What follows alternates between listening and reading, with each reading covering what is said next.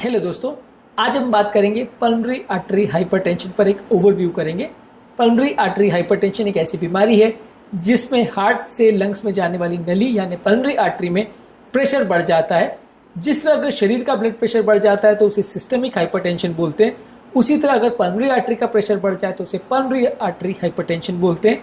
ये क्या होता है, कैसी बीमारी है, क्या इसके कारण है, क्या इसके लक्षण है, कैसे इसको डायग्नोज करते हैं और कैसे इसको ट्रीट करते हैं, ये सारी चीज़ें को आज शॉर्ट में डिस्कस करेंगे। आज का टॉपिक एक ब्रीफ ओवरव्यू है पल्मोनरी आर्टरी हाइपरटेंशन के बारे में। टॉपिक पर जाने से पहले जो लोग हमारे चैनल पर नए हैं उन्हें रिक्वेस्ट करूँगा कि चैनल को सब्सक्राइब करें, वीडियोस को लाइक करें, शेयर करें, फॉलो करें, कमेंट करें, पूरा देखें। टॉपिक बहुत ही इंपॉर्टेंट है इसलिए इसे एंड तक दिखेगा। चलिए शुरू करते हैं इंपॉर्टेंट वीडियो।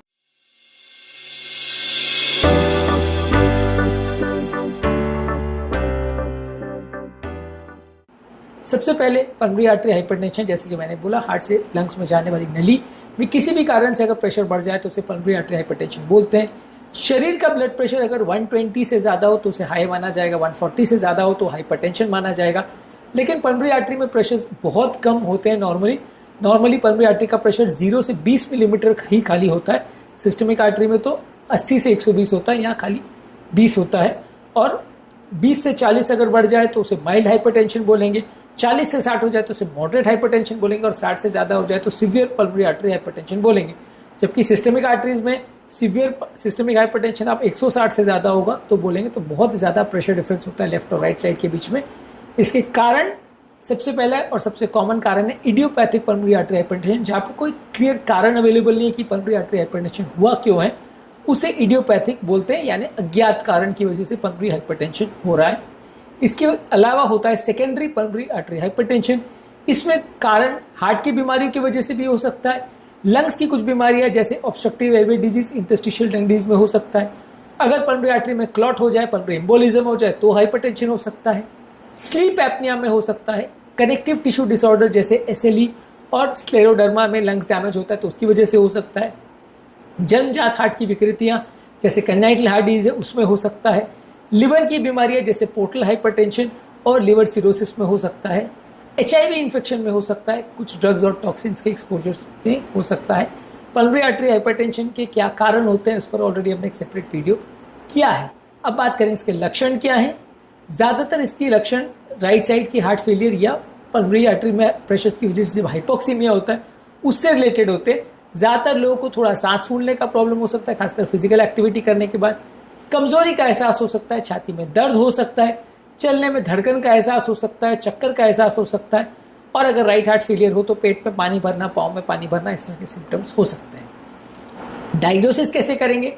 सबसे पहले फिजिकल एग्जामिनेशन में देखिए कि हार्ट और लंग्स के साउंड्स वगैरह कैसे, कोई बीमारी हार्ट और लंग्स से रिलेटेड तो नहीं है, ये सारी चीज़ों को पता करिए। उसकी डिटेल फिजिकल हिस्ट्री लीजिए पेशेंट की। इसके बाद जो इंपॉर्टेंट टेस्ट इसमें आपकी मदद करेगा वो है छाती का एक्सरे, जिसमें लंग्स में कोई बीमारी तो नहीं है वो आपको पता चलेगा।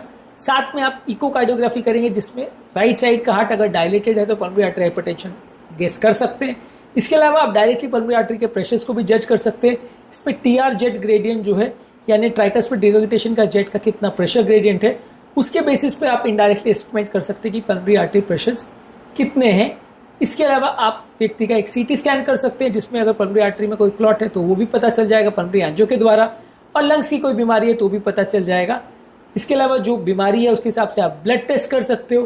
कभी कभार आप राइट हार्ट कैथेटराइजेशन कर सकते हो जिसमें आप राइट साइड के हार्ट में एक कैथेटर डाल के वहाँ का प्रेशर को मेजर कर सकते हैं कि एग्जैक्टली प्रेशर कितना है। इसके अलावा आप पल्मोनरी फंक्शन टेस्ट कर सकते हैं, लंग्स की कौन सी बीमारी है इसके बारे में जानने के लिए पल्मोनरी फंक्शन टेस्ट कर सकते हैं। पल्मोनरी आर्टरी हाइपरटेंशन के डायग्नोस्टिक टेस्ट पर हमने एक सेपरेट वीडियो किया जो कि आप हमारे चैनल पर देख सकते हैं। अब बात करेंगे ट्रीटमेंट की। ट्रीटमेंट में ज़्यादातर मेडिकेशंस का जो सिस्टमिक प्रेशर के लिए यूज़ होती है वो मेडिसिन इसमें नहीं यूज़ होती, थोड़ा अलग तरह की मेडिसिन यूज़ होती है और वो मेडिसिन का उतना अच्छा इफेक्ट भी नहीं आता, क्योंकि शरीर का ब्लड प्रेशर अगर 200-250 भी हो तो भी हम उसे कम करके 120 पर ला सकते हैं।